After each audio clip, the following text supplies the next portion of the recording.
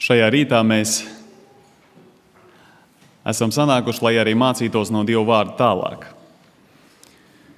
Tā ir privilēģija, ka mums ir Dieva vārds, un tā ir privilēģija, ka tas ir bijis Dieva prāts. Ka tais dienās, kad mēs sapulcējamies kopā viņa namā, lai viņu pielūgtu, mēs varam gan studēt kopīgi viņa vārdu, iedziļināties un klausīties, ko viņš mums grib sacīt. Šodienas temats ir mūsu laika patiesība. Kāpēc tik daudz runāt par Jēzus otro atnākšanu? Vai mēs maz varam zināt, ka tā tuvojas? Bībele taču apgalvo, ka nav zināma ne diena, ne stunda. Ja mēs esam gatavi savai nāvei, vai tad neesam līdz ar to gatavi Jēzus atnākšanai un sastapties ar viņu? Kāda atšķirība laikam, kurā mēs dzīvojam, ja reiz visi ļaudis visos laikos tiek glābti vienādi, caur Kristus upuru nopelnu? Kāpēc mums jāsludina par pravietojumiem, tiesu un otro Jēzus atnākšanu, ja mēs labāk tā vietā varētu apvienot spēkus un sludināt tikai par Kristus lielo mīlestības upuri mūsu labad? Vai tad Kristus nav tas, kurš glābi, nevis pravietojumu zināšana? Mēs taču gal galā visi ticam, ka Jēzus reiz nāks. Priekš kam par to ir jāsludina? Šādi un līdzīgi apgalvojumi bieži izskan, un mums nākas kā 7. dienas adventistiem ar tiem sastapties. Un ne tikai mums, katrs, kas gaida Jēzus otro atnākšanu, sastopās ar šādiem apgalvojumiem. Un tie liek uzdot jautājumus. Dievam ir absolūta, nemainīga un viena patiesība. Un šī absolūtā patiesība sastāv no daudzām patiesības sastāvdaļām. Un šīs mazās patiesības veido šo lielo kopumu.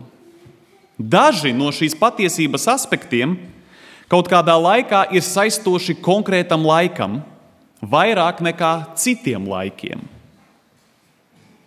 Un tās patiesības, kas ir aktuāls tieši šodien, kas atbild uz mūsdienu krīzi, uz problēmām un iekļaujas Dieva noliktajā laikā, to sauc par mūsu laika patiesību. To daļu patiesības, kas ir aktuāla un skar tieši mūsu šodien dzīvojošus 21. gadsimtā. Interesanti ir tas, ka Dievs vienmēr pirms kaut ko dara, pirms lieliem notikumiem, vienmēr sūta brīdinājumu cilvēcei. Āmosa 3:7 stāv rakstīts, jo Dievs tas kungs neko nedara, neatklājas savu noslēpumu praviešiem saviem kalpiem. Un tad, kad tas brīdinājums izskan, un tad, kad tie notikumi pienāk, tā ir tā laika patiesība.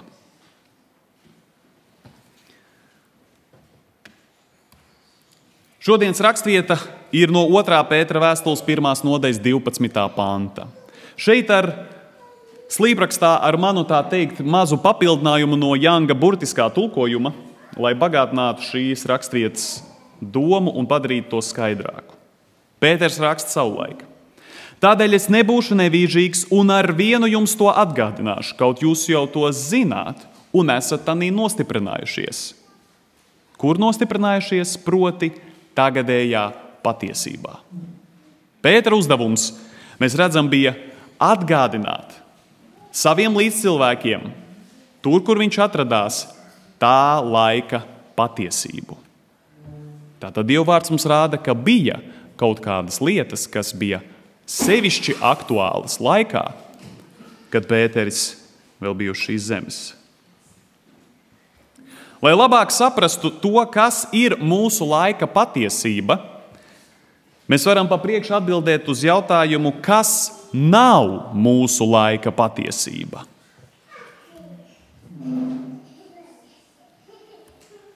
Piemēram, Noas sludināšana. Jūs atcerieties Noas stāstu. Zeme bija neganta, visi ļaudis, kas dzīvoja šīs zemes, bija sasnieguši mēru un debesu pulkstenī sita stunda, kad tas kungs nāca.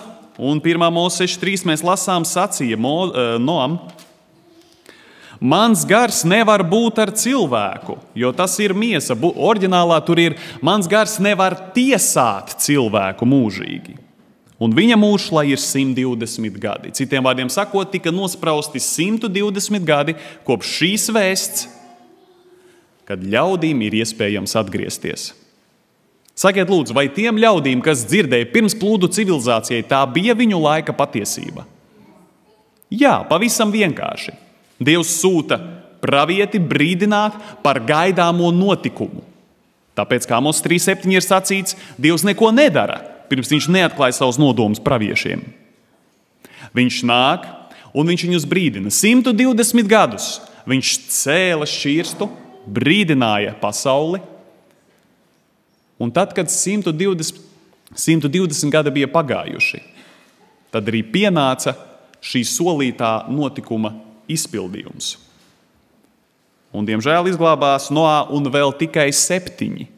Un, protams, daudzi no zvēriņiem un putniņiem šķirstā patvērās, bet visa pirmsplūdu civilizācija aizgāja bojā. Vai viņi tika brīdināti?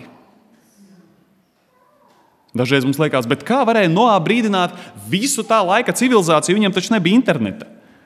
Vēl iesim soli atpakaļ, viņam nebija izdevniecības, viņam nebija nekā, viņam nebija radio. Kā viņš varēja viņus brīdināt? Un tomēr Dievvvārds saka, ka viņš pasauli notiesāja ar savu sludināšanu. Tas nozīmē, ka visiem bija iespēja uzzināt, izdarīt izvēli un attiecīgi saņemt augļus par savu izvēli. Ēģiptes gūsts.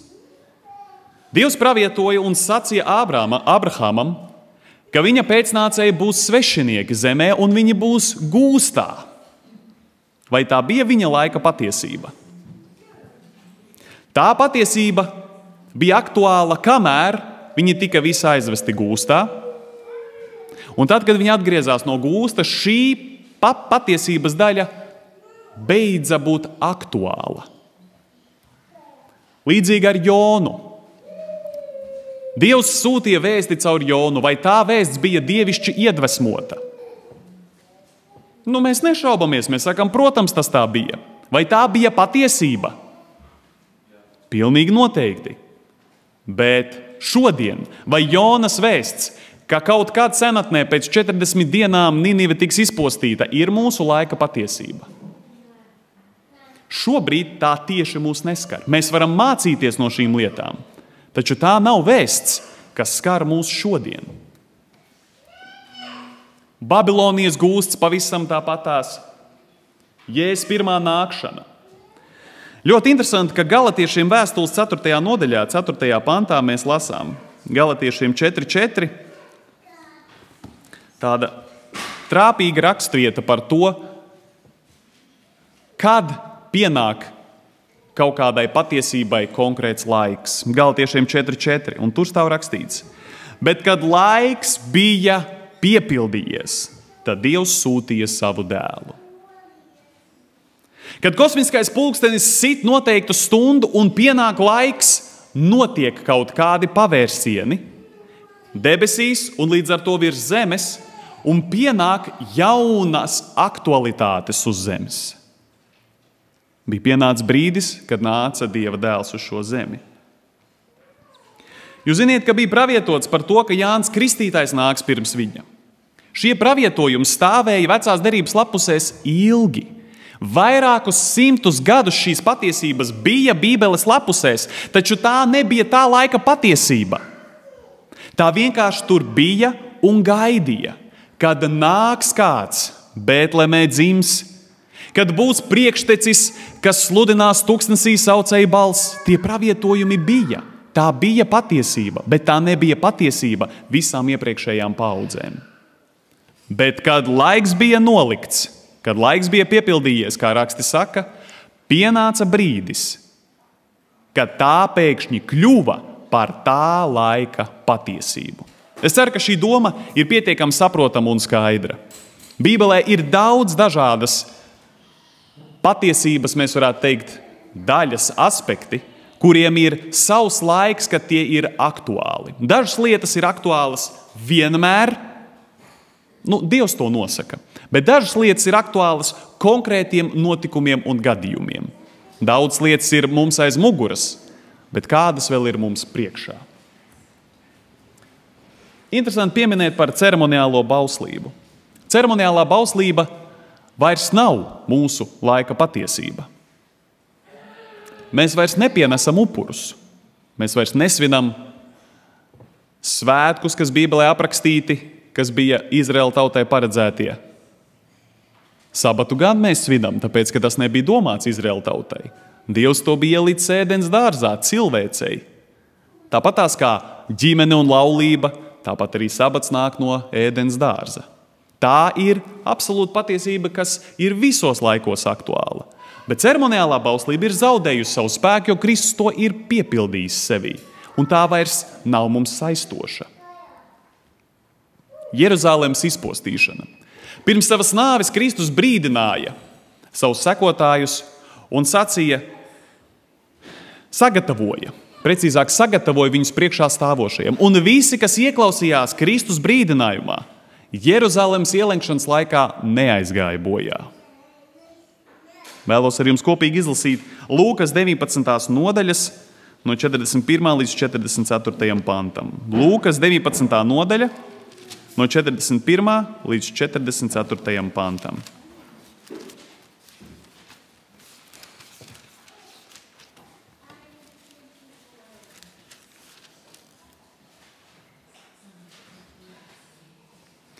Un pienācis tuvu, viņš, tas ir Jēzus, pilsētu ieraudzījis, raudāja par viņu un sacīja, kaut arī tu šodien zinātu, kas tev pie miera vajadzīgs, bet vēl tas ir apslēpts tavām acīm. Jo nāks dienas pār tevi, kad tavi ienaidnieki ap tevi cels nocietinājums, tevi ielenks un no visām pusēm spaidīs. Tie tevi nopostīs līdz pamatiem un tavus bērnus neatstādam no tevis akmeni uz akmeni. Tāpēc, ka tu neesi atzinusi savu apžēlošanas laiku. Šie vārdi par Jeruzalemes izpostīšanu uz mums attiecas citādāk nekā tiem, kas tos pirmreiz dzirdēja. Pāvila sludināšana un šī pat rakstiet, ko mēs ievadā lasījām, arī ietvēra sevī konkrētu tā laika patiesību. Kā jūs domājat, kas bija aktuāla lieta pirmkristiešu draudzē pēc Kristus debesbraukšanas? Kāds ļoti ass jautājums, kurš bija ļoti, ļoti aktuāls. Par pagāniem un par apgraizīšanu. Tas bija tik karsts jautājums, ka mēs pat redzam, kā Pēteris klupa šajā jautājumā. Mēs lasam un domājam, tiešām tas bija tik nopietni. Šodien, vai mums ir problēmas ar apgraizīšanas jautājumu? Vai mēs cīnāmies par šo jautājumu savā starpā? Tas ir pagājis. Viss ir skaidrs, pie atziņas esam nākuši, un visi to ir pieņēmuši, un mēs ejam uz priekšu, apzinoties, ka tā ir daļa no ceremoniālās bauslības, ko Kristus ir piepildījis. Gribu jums noteikti šo raksturvietu izlasīt. Interesanti, kā arī mēdz izskanēt, ka Jēzus varēja atnākt jebkurā paudzē. Ļaudis saka, mēdz tā apgalvot, ka Jēzus taču varēja atnākt arī tad, un ka apustuļi gaidīja Jēzus atnākšanu un domāja. Jā, sākotnēji viņi visdrīzākais domāja, ka kungs Jēzus tūlītās nāks atpakaļ. Bet pavisam ātri, svētā gara instruēta, viņi saprata, ka ir jānotiek noteiktām lietām, pirms Jēzus otrā atnākšana kļūs par tā laika patiesību. 2. Tesaloņķiešiem 2. nodaļa. 2. Tesaloņķiešiem 2. nodaļa.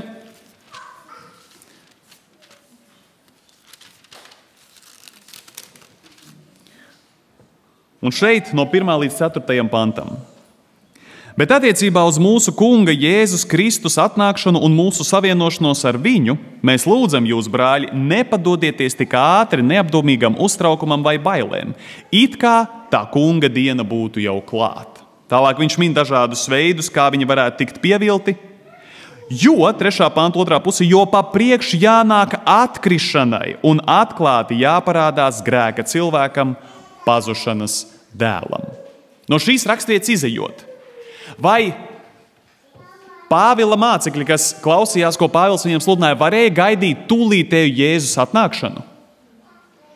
Vai Pāvils viņiem teica, tūlīt, jebkurā brīdī Jēzus var nākt, vai viņš to viņiem sludināja? Tātad tā ir nebibliska doma apgalvot, ka Jēzus jebkurā katrā brīdī varēja atnākt arī visā vēstures laikā. Jo raksti iedvesmoti saka, papriekš ir jānotiek kaut kādām lietām. Un tur ir minēts konkrēti jānotiek atkrišanai un grēka cilvēkam ir jāparādās. Un tiem klausītājiem aktuālāk ir tas, ka papriekš ir jānotiek kaut kam pirms Jēzus otrās atnākšanas, pirms viņi var gaidīt Jēzus otro atnākšanu. Protams, pagātnē mēs arī redzam Mazāraga valdīšanu, kas ir pāvestīgās Romas valdīšana 1260 gadu periodā, ko mēs saucam par tumšajiem viduslaikiem. Šī patiesība, šie pravietojumi, ko Bībele bija pravietojusi, šodien ir mūsu laika patiesība, ka pāvestība valdīja pagātnē kaut kādu periodu. Jā vai nē?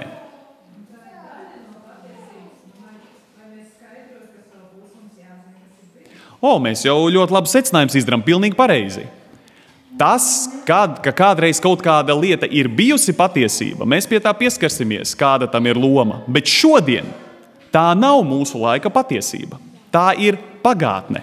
Šodien ir, protams, saikne ar Mazāraga valdīšanu, un tam mēs pieskarsimies pēc tam. Un, protams, 1844. gads un visi saistītie notikumi, bet es varbūt tās gribu pieminēt 10. punktu par to, varbūt, ko mēs jau kādi no mums un mūsu vecāki un vecvecāki ir piedzīvojuši, kas bija padomju režīms. Vai jūs piekritīsiet, ka arī tam laikam tas laiks bija citādāks nekā šodienas laiks? Pilnīgi noteikti. Bija pilnīgi citi apstākļi, bet arī bija citas cīņas, kuras bija jāizcīna. Daudziem bija cīņa tieši par sabatu, par to, ka viņi dosies uz dievnamu, nedosies mācīties, vai darbā nedosies, cik daudz piedzīvojums mūsu senči ir stāstījuši par to, kā viņi cīnījās un pastāvēja par to lietu. Sabatam bija milzīga nozīme dedzīgo kristiešu dzīvēs. Bet jautājums, piemēram, arī par ieroču ņemšanu rokās bija ļoti aktuāls. Šodien, ja es prasītu jums šeit un tagad, vai ieroču ņemšana rokās jums ir aktuāls jautājums? Paldies Dievam, pagaidām nē. Savulaik tas bija ļoti aktuāls jautājums. Un Dieva vārds deva atbildi. Tā laika patiesība, kā ļaudīm būtu jārēģē. Tātad, kas nav mūsu laika patiesība, ir viss tas, kas neskar mūs šodien, bet ir bijis kādreiz. Bet tā ir bijusi savulaik patiesība ar būtisku nozīmi. Šo visu raksturo Mateja 24. nodaļa. Mateja 24. nodaļā Jēzus piemin kādu piemēru. Mateja 24. nodaļā viņš piemin piemēru par labo, uzticīgo kalpu. 24. nodaļā no 45. līdz 46. pantam. Kurš tad ir uzticīgais un gudrais kalps, ko kungs iecēls pār savu saimi, tiem dot barību, pievērsiet uzmanību savā laikā? Citi tulkojumi saka, īstā laikā, atbilstošā laikā. Svētīgs šis kalps, kad viņa kungs pārnāks, atradīs to tā darām. Tātad arī Kristus saka, ka ir svarīgi dot tā kunga kalpiem atbilstošu barību savam laikam. Un visi pagātnes pravieši, kas ir pildījuši uzdevumu, ir pildījuši to godam. Taču šodien tā nav mūsu laika patiesība. Kas mums draud, ja mēs kavējamies pie pagātnes laika patiesības? Piemēram, ļoti karsts un aktuāls piemērs. Kā jūs domājat, ir kaut kas, ko kristīgā pasaule nemitīgi piemin, bet kas nav mūsu laika patiesība? Katru gadu no gada piemin, bet tā nav mūsu laika patiesība. Kas tas varētu būt? Kaldzu? Jā, Kristus dzimšanas svētki. Savulaik tam bija milzīga nozīme. Bet šodien mēs varam tikai atskatīties un mācīties par daudz principiem, ko Dieva vārds atklāja par Kristus pirmo atnākšanu, bet šodien tā nav vēsts, ko Dievs dod. Bet cik paradoxāli, ka kristīgā baznīca kā viens veselums gremdējas pagātnē. Gremdējas pagātnes notikumos, gremdējas pie tā, ka Jēzus ir maziņš silītē dusošs. Un Dieva vārds nepaveic to darbu, kas tam būtu jāpaveic pie sirdīm. Vai, piemēram, Kristus augšām celšanās un debesbraukšana.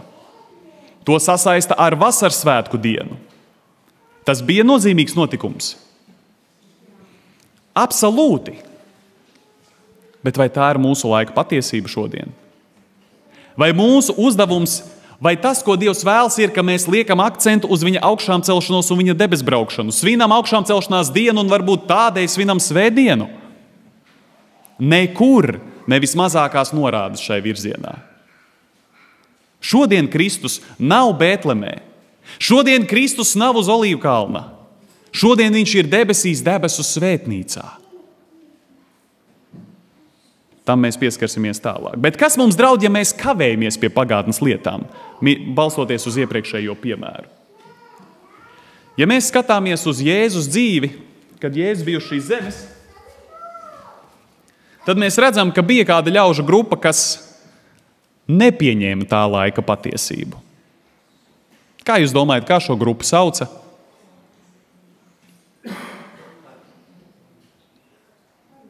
Farizeji, rakstu mācītāji, saduķeji, principā visi tie, kas nepieņēma Kristu. Pēc šī principa skatoties, viņi nepieņēma tā laika patiesību. Kristus kalna svētruna, kad viņš runā par visu to bauslības mantojumu, ko jūdu tautai, kas bija uzticēts jūdu tautai, viņš tieši norāda uz to, ka jūs esat dzirdējuši, ka ir sacīts, bet es jums saku tādējādi paraudot, jūs esat zaudējuši pirmkārt vispār būtību likuma. Un otrkārt, jūs esat iestrēguši kaut kur, negribēdami pieņemt to patiesību, ko Dievs grib jums dot. Lūkas 7, 29 līdz 30. Lūkas 7, 29 līdz 30. Lūkas 7, 29 līdz 30. Un visi ļaudis, kas viņu dzirdēja, pat muitnieki apliecināja, ka Dievs ir taisns, likdamies kristīties ar Jāņa kristību, kas bija tā laika patiesība. Atgriezieties no grēkiem un sataisiet ceļu tam kungam. Tikai farizeji un bauslības mācītāji ir nicinājuši Dieva padomu viņu pašu labā, palikuši viņa nekristīti. Farizeji un raksturmācītāji nepieņēma Jāņa kristītāja vēsti. Tā bija patiesība viņu laikam. Viņi tika brīdināti, viņi tika absolūti par to pārliecināti, bet viņi to nepieņēma, gremdējoties pagātnē, gaidot it kā pravietojumos, ka nāks Mesija kā politisks valdnieks, un tur varētu mēs daudz un plaši par to runāt, bet fakts ir tāds, ka viņi nepieņēma viņu laikam doto patiesību. Kādas sekas tas nesa? To mēs lasām Mateja 16. nodaļā.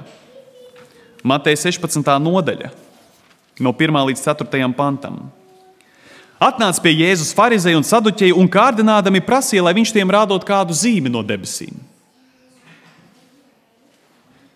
Bet viņš atbildēja tiem un sacīja, kad vakars metas jūs sakāt, būs labs laiks, jo debesis ir sarkana. Un rītā agrumā šodien būs negaiss, jo debesis ir sarkana un apmākusies. Gaisa parādības jūs izprotat, vai jūs nevarat arī laika zīmes izprast? Ļauna un laulības pārkāpēja cilts meklēs zīmes, bet neviena cita zīme tai netiks dota kā vien Jonas zīme. Kādi ir augļi farizejiem un rakstu mācītājiem, kad tie nepieņem sava laika patiesību? Jeb gremdējas pagātnē citā patiesībā, kura vairs nav aktuāla. Tā apstulbo acis redzēt šeit un tagad manā priekšā Jēzu Kristu un to, ko viņš man saka. Mēs varam darīt secinājumus, ka ja draudze ir pasīva, nedzīva, tā nav degsmes par patiesību, tad varbūt tā nav sapratusi šā laika patiesību. Ja mēs nedzīvojam šī laika patiesībā, bet pagātnes laika patiesībā, piemēram, ka Jēzus ir silītē gulošs, un tur arī paliekam. Tas rada mūsos viltus apziņu, viltus drošības apziņu, jo mēs ārēji izskatāmies kristīgi, bet sirdī nepieņemam to gaismu, ko Dievs šodien saka, šī ir gaisma, šī ir patiesība, šis ir tas ceļš, pa to staigā. Kristīgā dzīve ir sekot Kristum, kur viņš ir. Un šodien Kristus nav, vēlreiz atkārtošu, ne Bētlemē, ne augšām cēlies uz Eļas kalnu un nedodas tālāk. Viņš ir debesu svētnīcā. Un mums, kā angliski saka, ir jābūt up to date. Tur, kur Jēzus ir, mums ir jāseko tam līdzi un jādzīvo saskaņā ar šo gaismu. Kā zināt mūsu laika patiesību? Jums noteikti būtu ko piebilst. Pavisam vienkāršojot, mēs varētu ņemt tādas lielas vadlīnijas. Pirmā vadlīnija, kas visos laikos ir aktuāla, ir pasaules notikumi un stāvoklis. Kur atrodas pasaules vēstures pulkstenis? Jūs ziniet, ir vairāki pulksteņi. Vispirms jau ir mūsu pašu personīgais pulkstenis, pareizi, dzīves pulkstenis. Mūsu dzīve rit, un mūsu mazais pulkstentiņš kaut kur šai pasaules vēstures pulkstenī iekļaujas. Tad iet vēstures pulkstenis ar dažādiem pasaules vēstures notikumiem, tie vienkārši iet uz priekšu. Bet arī šīs pasaules vēstures pulkstenis ir maza daļa no lielāka pulksteņa, ko mēs varētu saukt par Dieva kosmisko pulksteni, Dieva nolikto laiku lietām. Un viena no lietām, kā mēs saprotam, kāda ir mūsu laika patiesība, kā to zināt, ir, kas šobrīd notiek pasaulē. Tas ir cieši saistīts ar laika zīmēm. Laika zīmes mums rāda, kur mēs atrodamies.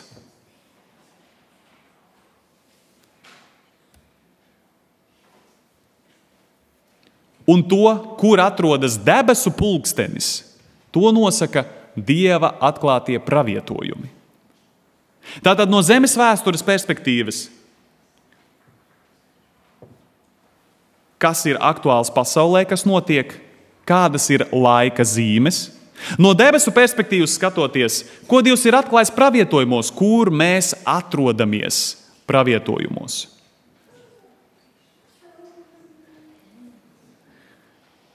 Un ir svarīgi apzināties savu vietu un laiku, kurā mēs dzīvojam. Un ir maldīgi apgalvot, ka visos laikos nosacījumi un notikumi ir bijuši vienādi. Ka Jēzus varēja nākt jebkurā laikā. Tie ir maldi, nebibliski maldi. Tas, ka ļaudis tam ticēja un gaidīja, jā, bet tas kungs atklāja pēc tam, ka ir vēl konkrētām lietām jānotiek, pirms tas var notikt. Kāpēc ir svarīgi zināt mūsu laika patiesību? Kāpēc mēs nevaram vienkārši palikt pie tā, ka es esmu, piemēram, kristietis, man pietiek ar to, ko es zinu, un kāpēc es vienkārši nevaru dzīvot kā labs cilvēks? Un tas arī viss. Kāpēc man jāstudē Bībele? Kāpēc es vienkārši nevaru izdzīvot kristietību? Jūs ziniet, šī dilema ļoti bieži atskan. Kāds tik daudz zina patiesību, bet nedzīvo kā kristietis. Svarīgāk ir dzīvot, būt labam kristietim, mīlošam un mīlamam kristietim. Tā patiesība nav tik svarīga, ja tu nemāki dzīvot kā kristietis. Jā, dzīvot kā kristietim ir ārkārtīgi svarīgi. Bet kā mēs varam atmest patiesību un to, kas mūs dara spējīgus dzīvot kā kristiešiem? Šeit ļoti skaisti rakstiet ir Jesajas 55. nodaļa. Jesajas 55. nodaļa, 10. 11. pants. Jesajas 55, 10 līdz 11. Tas kungs saka, jo kā lietus un sniegs nāk no debesīm un turp neatgriežas, pirms tas nav veldzējis zemi, to apaugļojis un tērpis zaļumā, ka tā dod sēklu sējējiem un maizi ēdājiem, tāpat, pievērsiet uzmanību, Dievs saka, tāpat tas ir ar manu vārdu, kas iziet no manas mutes. Tas neatgriezīsies pie manis tukšā, bet tam jāizdara tas, ko es vēlos, un jāizpilda savs uzdevums, kādēļ es to sūtīju. Dieva vārds ir mūs pilnvarojošs spēks. Dieva vārds ir tas dzinulis, kas dara mūs spējīgus dzīvot saskaņā ar Dieva gribu. Un Dieva vārds atklāja, ka katram laikam ir kaut kāda sava aktualitāte. Un ja mēs to pieņemam, tikai tad mēs būsim spējīgi dzīvot tajā laikā. Ja mēs to nepieņemam, tad mēs plūstam pa straumi. Un Dieva vārds nepaveic to darbu. Jo kādēļ gan tad Dievs to ir sacījis, ja tam nevajag paveikt darbu pie mūsu sirdīm?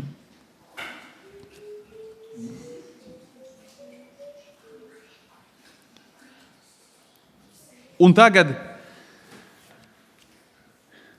pieskarsimies, kas tad ir mūsu laika patiesība. Jūs noteikti noprotat, ka tā nav viena konkrēta lieta, mūsu laika patiesība. Nav viena lieta, kas ir tikai aktuāla šodien.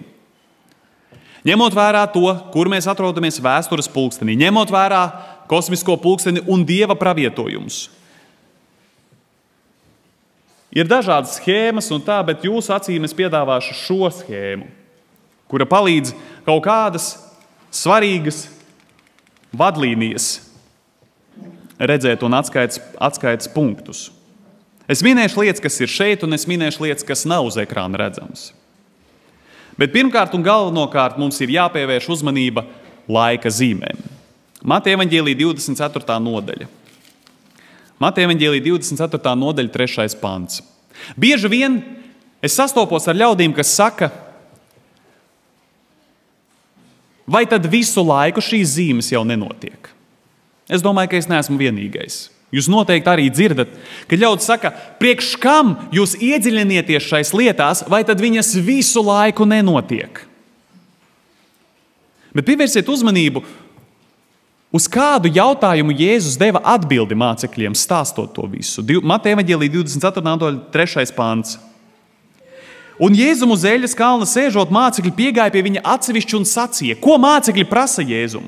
Saki mums, kad šīs lietas notiks un kāda būs tavas atnākšanas un pastarā laika zīme. Kā no šīs raksturvietas var apgalvot, ka šiem pravietojumiem nav nekādas nozīmes? Tad Jēzum vajadzēja skaidri viņiem pateikt, mīļie mācekļi, vienkārši gaidiet. Sagatavojieties nāves dienai, un jūs būsiet gatavi sagaidīt Jēzu. Nebūs nekādas īpašas lietas, ar ko īpaši atšķirsies man atnākšana. Viss būs tāpat, kā ir bijis no radīšanas. Vai tā Kristus atbildēja? Nebūt nē. Viņš skaidri norāda uz lietām. Ja mēs raugamies uz 24. nodaļu un domājam, bet tiešām daudzas lietas ir notikušas pagātnē. Vai tad mēs secinām, ka Dievs ir kļūdījies, vai varbūt tās mūsu sapratnē kaut kas ir kļūdījies? Noteikti, ka otrais variants. Un uzreiz, pabeidzot šo punktu par šo nodaļu, Kristus sacīja, tie, kas redzēs visas zīmes, kas aprakstīts 24. nodaļā. Pasaules vēstures laikā ienaidnieks mēģina mūs pievilt un rāda, ka daudzas no zīmēm notiek fragmentāli, laiku pa laikam, dažādās pasaules vietās. Kā arī notiek bez apstājas. Slimības un bats bez apstājas. Tas nav nekas jauns. Jaunums būs tikai tas, ka visas šīs laika zīmes norisināsies vienas paaudzes ietvaros. Un kad visas izpildīsies, tā ir zīme, un Kristus apsola. Un pievērsiet uzmanību, ko Kristus apsola. 34. pantā. Izlasīsim turpat no 33. līdz 34. Pievērsiet uzmanību. Kad būs paudze, kas redzēs visas zīmes, ko Kristus apsola. Mateja 24, no 33 līdz 34. Tā arī dzen jūs, kad jūs visu to redzat. Ko redzat? Laika zīmes. Visas laika zīmes. tad ziniet, ka viņš ir tuvu durvju priekšā. Patiesi es jums saku, šī cilts, manuprāt, neveiksmīgs tulkojums, tur varētu likt vārdu paudze, jo burtiski tur arī ir tulkots paudze. Es jums saku, šī paudze nezudīs, tiekams tas viss notiek. Dieva vārds saka, būs paudze, kas redzēs šīs zīmes. Un ja viņi redzēs visas šīs zīmes, tad tā ir arī paudze, kas sagaida Jēzus otro atnākšanu. Kas vēl ir? Tātad laika zīmes ir viena no svarīgām sastāvdaļām mūsu laika patiesībā. Tā parāda, kur mēs atrodamies. Jūs ziniet, ka laika zīmes nav tikai 24. nodaļā Mateja evaņģēlijā. Atklāsmes grāmatā ir daudzas no laika zīmēm. Otrais – Dieva likums. Dieva likums iegūs jaunu aktualitāti tais brīžos, kad kaut kādi no patiesības punktiem tiek īpaši apdraudēti vai uzbrukti tiem. Sakiet lūdzu, šodien, ja jums būtu jāsaka, kurš ir visapdraudētākais no 10 Dieva baušļiem šodien, kam ienaidnieks visvairāk uzbrukt? Jūsuprāt, ko jūs teiktu? Sabats, kas vēl bija? Laulības, kas vēl? 5. bauslis. Principā visus pareizi. Bet interesanti, ka tieši tie 2 iestādījumi, kas nāk no ēdenes, tie visos laikos ir bijuši ienaidnieka, tā teikt, kumosiņš. Svētāmā diena un ģimene kā 2 cilvēku, vīriešu un sievietes savienība. Šodien mēs varētu teikt, ka vīriešu 7. bauslis tas ir īpaši aktuāls. Un tad, kad apstākļi rāda, kad ir krīze pasaulē, vismaz daļā no pasaules šajā jautājumā, un mēs redzam, kā Dieva vārds dod atbildi, šī ir mūsu laika patiesība, un patiesība, ko saka Dieva vārds, palīdzēs iziet cauri šai krīzei.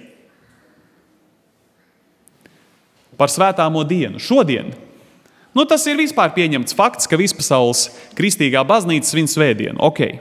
Bet pienāks brīdis, un ja jūs pētāt Dieva vārdu, jūs ziniet, ka tas vairs nebūs izvēles jautājums. Mēs nonāksim līdz apstākļiem, kad tiks piespiesta svētdienas pielūgsme. Tie ir ļoti skaļi vārdi, jūs ieklausieties. Tiks piespiesta svētdienas pielūgsme. Es jūs aicinu pārbaudiet manus vārdus. Izpētiet Bībelē, kur tas ir rakstīts. Bet tad, kad tiks piespiesta, tad no jauna pacelsies, un tā laika patiesība būs sevišķi vairāk nekā šodien, kas ir tā kunga diena rakstos. Un godīgam Bībeles pētītājam tas ir neapšaubāmi absolūti skaidrs. Tā diena, ko radītājs ir iecēlis ēdens dārzā, kuru pats pestītājs uz šīs zemes svētīja un kurā viņš pēc ieraduma svētīja sabatu un gāja sinagogā. Tā ir diena, kurā viņš dziedināja ļaudis un atbrīvoja no viņu sērgām. Tā ir tā kunga diena, par kuru Kristus pats saka, tas cilvēka dēls ir kungs pār sabatu. Tā ir kunga diena. Mūsu laika patiesība, sevišķi pēc Padomju Savienības krišanas un tā visā pasaulē diezgan aktuāls jautājums pacēlās pestīšana jeb taisnošana ticībā.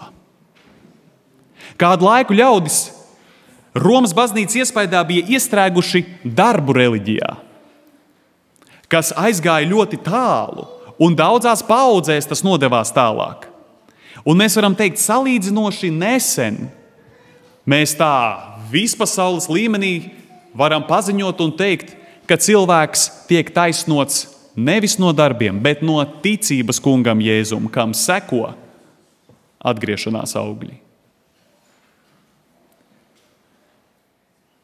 Bet visu šī laika patiesību vislabāk ietver 3 eņģeļu vēsts.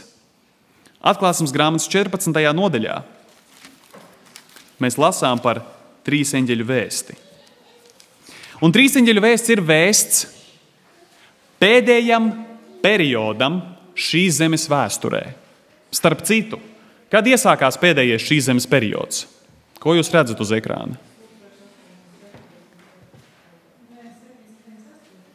Pēc 1798. gada iesākās beigu laiks. Daniela grāmatā bija rakstīts, ka pēc šī laika, kad iesāksies beigu laiks, cilvēki sāks saprast ļoti nozīmīgus pravietojumus, kurus iepriekš viņi nespēja saprast. Un pateicoties atziņai par šiem pravietojumiem, tika saprasts tālākie notikumi, lielās vadlīnijas, ko Dieva vārds atklāja. Tātad beigu laiks iesākās no 1798. gada.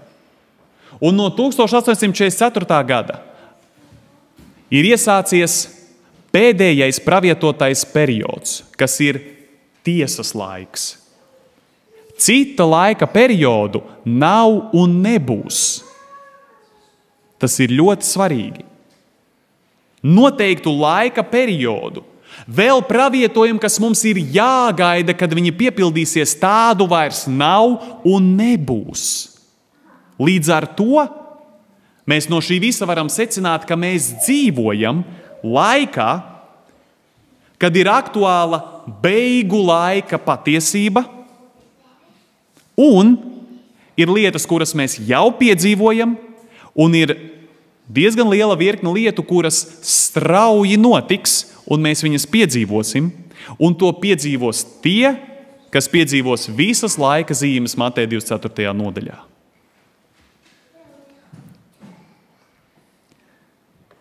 Vēl dažas lietas no mūsu laika patiesības. Trīseņģeļu vēsts iesākas ar ļoti zīmīgiem vārdiem. Pirmais eņģelis saka: Bīstieties Dieva un dodiet viņam godu, jo ir atnākusi viņa tiesas stunda. Pielūdziet to, kas radīs debesis un zemi, jūru un ūdens avotus.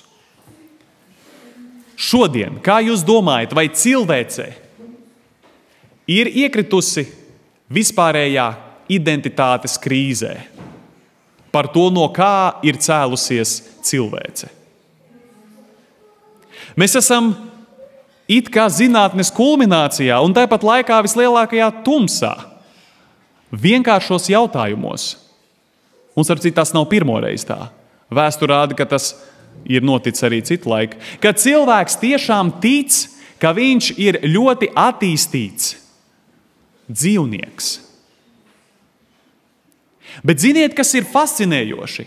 Kad Kristus, dodot trīseņģeļu vēsti, parādoties Jānim pirms 2000 gadiem, jau to redzēja un sacīja: Bīstieties Dievu, dodiet viņam godu, pielūdziet to, kas radīs debesis un zemi, jūru un ūdens avotu, kur ir tieša atsauce uz 4. bausli, kas apliecina, ka Dievs ir radītājs un ne cilvēks. Ja mēs skatāmies par beigu laiku, tad kad parādās ideja par tādu lietu kā evolūcija un evolūcijas teorija? Vai jūs ziniet, kad Darvins sarakstīja savu pirmo eseju, pirms viņš izlaida savu darbu, ko sauc teorija par sugām? Jā. Pirms viņš to uzrakstīja, tas priekšdarbs, tas melnraksts, ko viņš steidzīgi rakstīja. Jūs ziniet, kurā gadā tas notika? Miniet vienu reizi. 1844. gadā.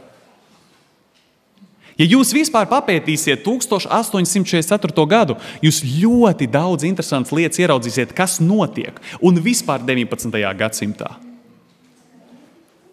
Tik daudz lietas tika ieliktas, tā teikt, skatuve tika sagatavota pēdējai cīņai, jo Dieva vārds saka, ka tālāk vēsture neturpināsies.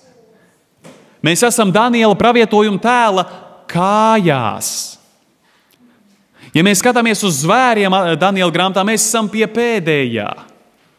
Ja mēs skatāmies atklāsmes grāmatu, tad mēs gaidām zvēru no jūras un zvēru no zemes, kas ir pēdējie, pēc kuriem nav citu vairs. Trīseņģeļu vēsts liek uzsvaru uz to, ka Dievs ir radītājs, un tā ir mūsu laika patiesība. Dievs ir radītājs, un nevis evolūcija ir mūsu māte. Te ir vēl teikts, ka ir atnākusi viņa tiesas stunda. Šī vēsts nevarēja būt laika patiesība nevienā citā laikā, kā vienīgi pēc 1844. gada. Un te būtu loģisks jautājums. Kāda ir atšķirība cilvēkam dzīvot pirms 1844. gada un pēc? Ļoti gribētos par to turpināt vēl 1 stundu, bet mēs šodien par to nerunāsim. Bet es jums gribu teikt, tā ir mūsu laika patiesība. Mums būtu jāsaprot, ko nozīmē dzīvot tiesas laikā. Mums nebūtu tik labi jāsaprot, ka Jēzus piedzima Bētlemē. Mums būtu jāsaprot šodien, ko Dievs no manis un katra ticīgā sagaida. Un meklējot atbildu uz šo jautājumu, atbilde būs mūsu laika patiesība. Otrais eņģelis saka kritusi lielā Bābele. Tā arī ir mūsu laika patiesība. Kas ir Bābele? Ko simbolizē Bābele? Kas tas tāds ir? Sajukums, reliģiskais ķīselis, kompots drīzāk. Un Dievvvārds saka, kritusi ir šī sistēma.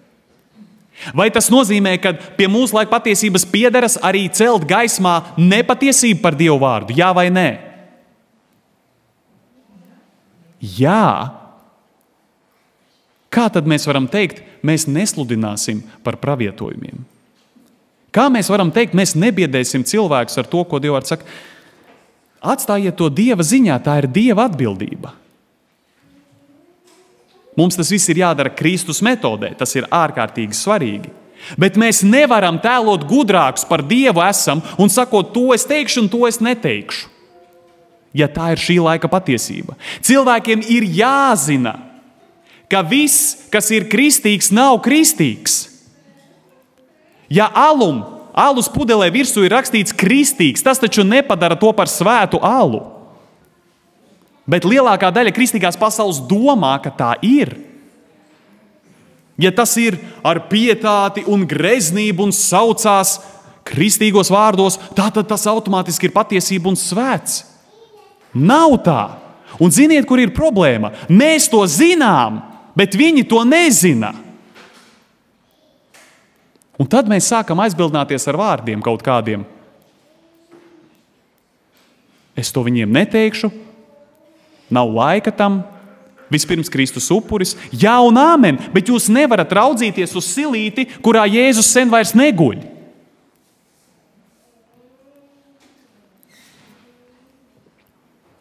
Trešā eņģeļa vēsts. Ja pirmais eņģelis saka, kas ir patiesa pielūgsme, otrais eņģelis saka, kas ir nepatiesa pielūgsme, un abas ir vēsts no Dieva. Un tad skan trešā vēsts.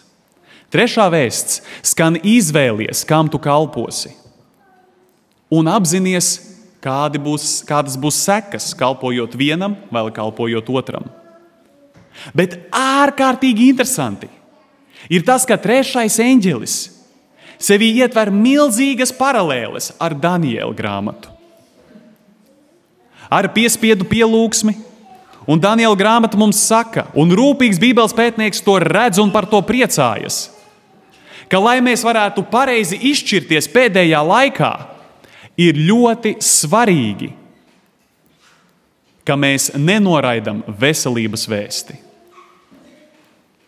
Veselības vēsts ir evaņģēlija labā roka, sevišķi beigu laikā. Un tagad padomājiet, uzlieciet filtru, kā mēs varam zināt, ka tā ir mūsu laika patiesība. Kādas šodien problēmas ir pasaulē? Pastāstiet man, cik labi ir tomātiņi Rimī ziemas mēnešos?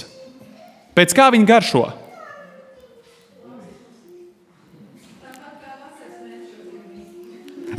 Tāpat kā vasaras mēnešos Rimī, jā.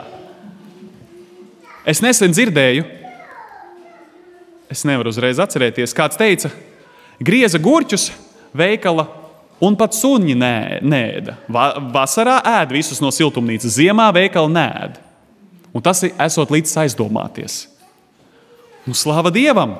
Dzīvnieks ir gudrāks par cilvēku. Tas, ka ir daudzas lietas veikalā, kuras izskatās un smaržo līdzīgi ēdienam, bet nav ēdiens, tas nav noslēpums. Ja mēs zinām, ka Dievs runā uz mūsu prātu, es domāju, ka nevienam nav jaunums no mums, ka prāts sastāv no neironu ceļiem smadzenēs, ka tur ir elektriskie impulsi dodās. un ka ir tieša saistība starp prātu un veselu ķermeni. Nu nav taču tas jaunums nevienam. Un tomēr dažkārt mēs apzināti, pilnīgi apzināti ignorējam visas veselības prasības. Un tad brīnamies, kāpēc mēs nesaprotam Dievu vārdu, kāpēc mēs nedzirdam Dievu balsi. Bet Dievs jau ir dikti žēlīgs. Ja prāts ir apstulbots, viņš runā caur ēzeli.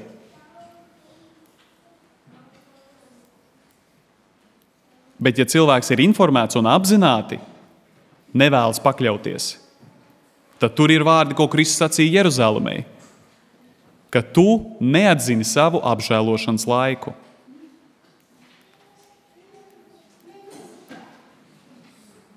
Un kulminācija mūsu laika patiesībai ir Jēzus otrā atnākšana. Šodien tā ir vislielākā mūsu laika patiesība.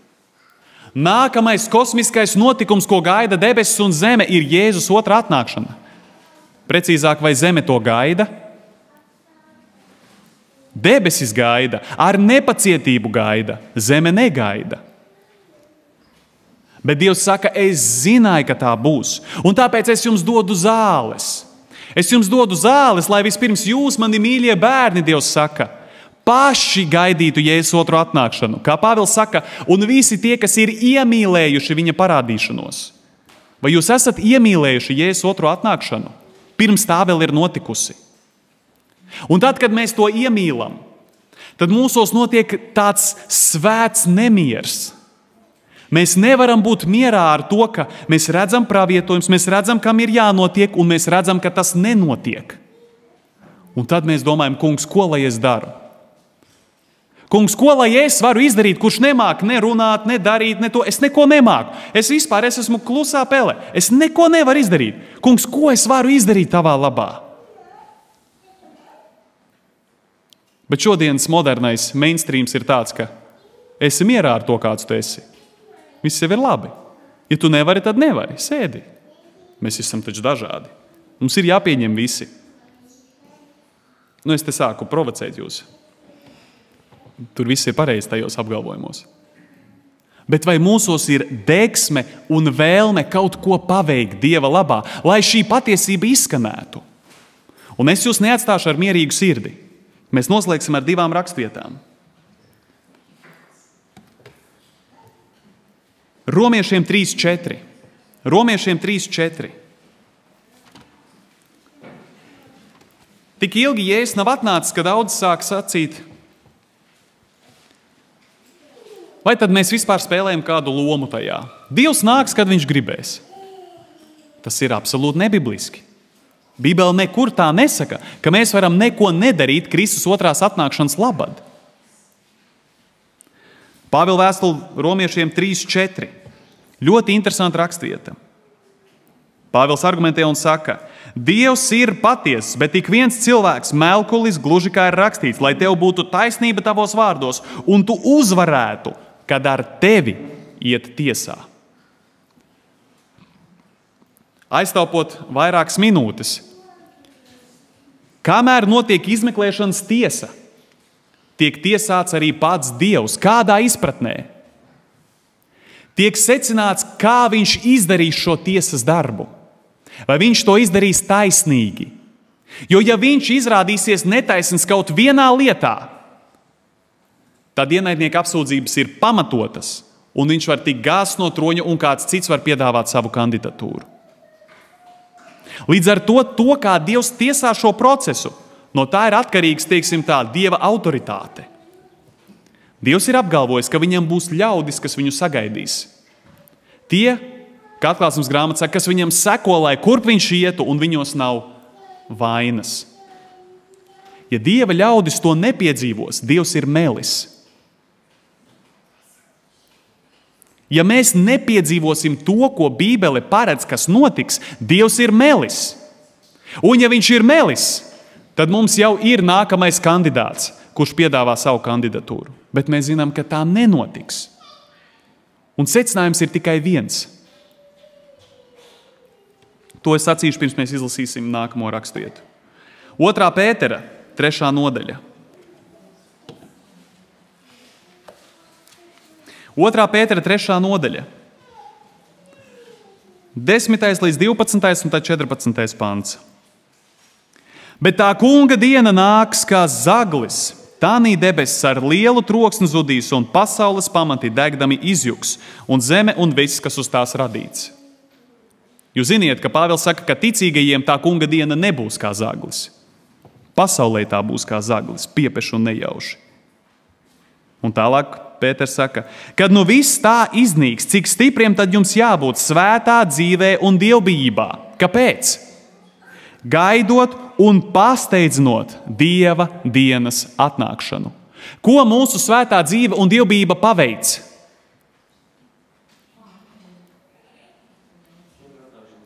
Tā pasteidzina kunga atnākšanas dienu. Un 14. pāns, tādēļ, mīļie, to gaidīdami, to kunga atnākšanas dienu, centieties, ka viņš jūs atrod ar mieru sirdī. Miers ir tad, kad mēs esam ticībā taisnoti, neaptraipītus un nevainojamus.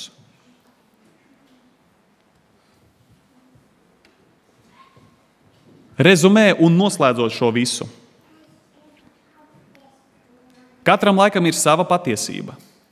Mūsu dienās, šodien, mums vairs nav tā patiesība, kas bija vakar. Vakar, jā, senāk. Šodien ir citi patiesības aspekti, kuriem ir jāpaceļas. Šodien galvenā tēma ir Kristus otrā atnākšana, jo vairs nekam no laika pravietojumiem nav jāpiepildās. Laika zīmes liecina, Kristus atnākšana ir tuvu. Bet Kristus nenāks vienkārši, jā, tā ir dievišķā tālredzība un gudrība, bet Dieva vārds saka, ka mums ir loma, ko darīt pie Kristus atnākšanas. Un tā ir piedzīvot evaņģēlijas spēku mūsu dzīvēs. Kad mēs piedzīvosim evaņģēlijas spēku pa īstam, tas mums sirdī sēs svētu nemieru, ka arī citiem ir jāpastāsta. Un tad mēs lūgsim, kungs, ko lai es daru?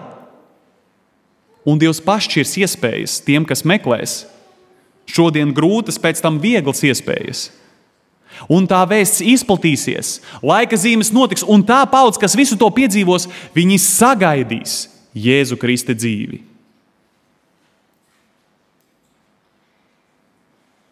Ja mēs nepieņemam šī laika patiesību, mēs paildzinām šīs zemes vēsturi, mokas, ciešanas un sāpes. Un Kristus atnākšana gan notiks, bet mēs nesīsim atbildību par to, kāpēc mēs nedzīvojām saskaņā ar patiesību. Pirmkārt, un otrkārt, ar mums vai bez mums šī vēsts tiks pasludināta. Un te stāv mūsu izvēle. Te ir mūsu izvēle, vai mēs gribam, vai nē. Un tas, manuprāt, ir apbrīnojami, ka Dievs sagaida no mums līdzdarbošanos. Jūs varat šeit, Latvijā, pasteidzināt kunga atnākšanu. Tas ir jocīgi, bet tas tā ir.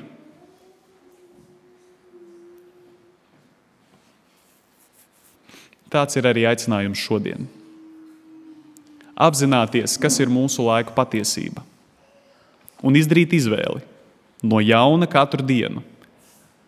Kungs, es dzīvošu saskaņā ar šī laika patiesību. Dod man to saprast skaidrāk, dziļāk, lai tā paveic to darbu pie manas sirds, kāpēc Dievs ir sūtījis savu vārdu. Un, kad tas darbs strādā pie manis, tad arī tas mani darīt spējīgu līdzdalīt citiem tādos veidos, kā Dievs vien zina. Un tā cilvēka pūles un Dieva spēks savienojoties paveiks to, ko Dievs ir apsolījis. Ar mums vai bez mums. Āmen.